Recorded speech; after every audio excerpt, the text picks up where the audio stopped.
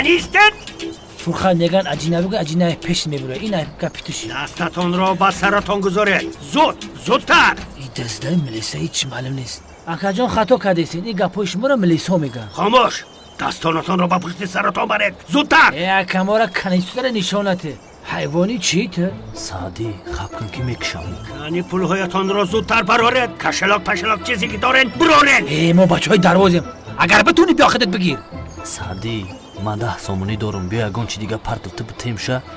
برای 20 سومونی بیا جان مورد خطر نمونیم. گپ سری پول نیست فرخان. این پلیس برفته است. پولها رو برارید. وگرنه خودی حوض گردنش رو میبرم.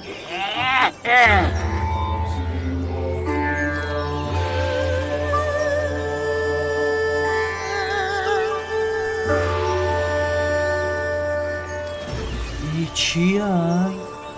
ای جای کار گرفتم. کابین ما ای احمق پول چی خیلی میگیره. سروایلو کرده؟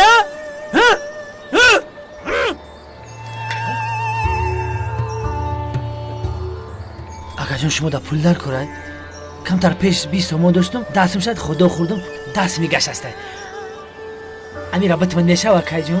اکا وجدان انسانی ما هم یگتیم هر دومون. این خونه دارم دا 20 میگه. اگه بفر میبرم بتم تا کمی خیلی رو گونست وکا. این وجدان انسانی به خوبی فهموندم تا گپ نفهمیدی.